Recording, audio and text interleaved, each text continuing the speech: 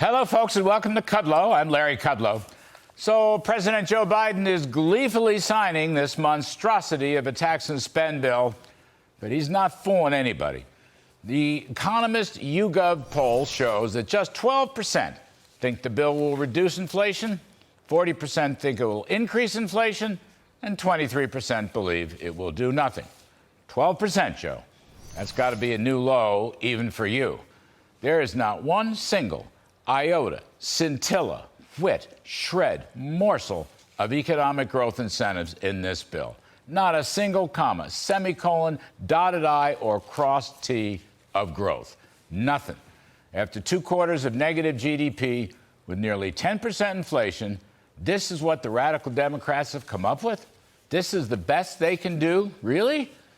40% of that YouGov poll showing that Americans think this goofy bill will increase inflation. Understand full well that the massive $400 billion plus Green New Deal spending will make energy and electricity more expensive. Just check out gas and electricity prices in greeny states like California, New York, New Jersey, and Connecticut, and others. Even worse, our friend Bjorn Lomborg, using the UN climate model, he calculates that the $400 billion of climate spending will reduce global warming, get this, best case by 28 1,000th of a degree Fahrenheit.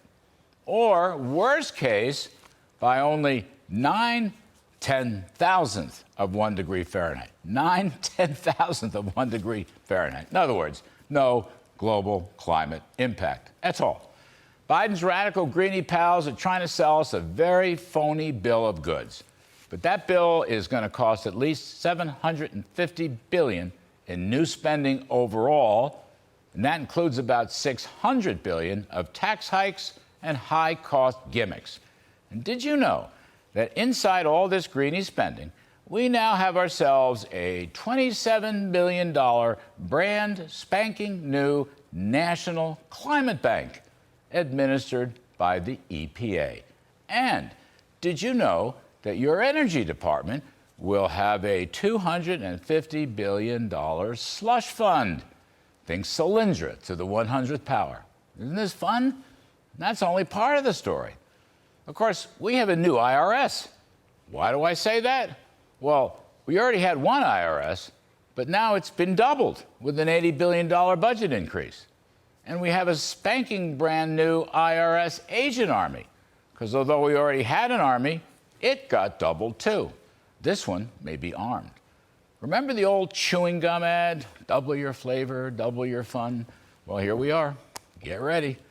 And in spite of the economic slump, small business pass-throughs get a $53 billion last-minute tax hike. American corporations get a $222 billion tax hike.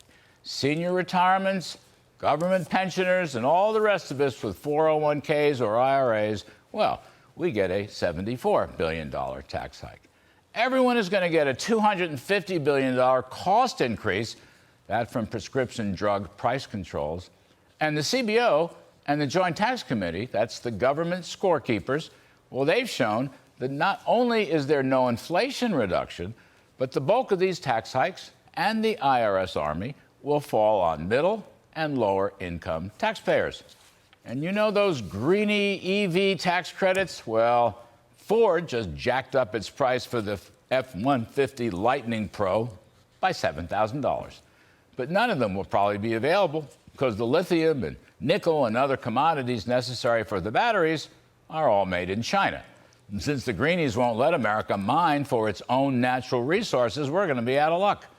The net-net of this net zero nonsense is that Americans will be poorer and far less competitive in world markets.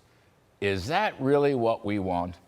Oh, and finally, all these budget numbers I've just given you may prove to be somewhat wrong because the CBO never even scored the cost of this monstrosity. That's right. This bill has to be passed for us to find out what's in it. But it turns out the bill was passed and is now being signed, but we still don't know what's in it. Call it radical Democrat score it. So, you know me, ever the optimist. The cavalry is coming. So I say this: Save America, repeal this bill. That's right. Save America, repeal this bill.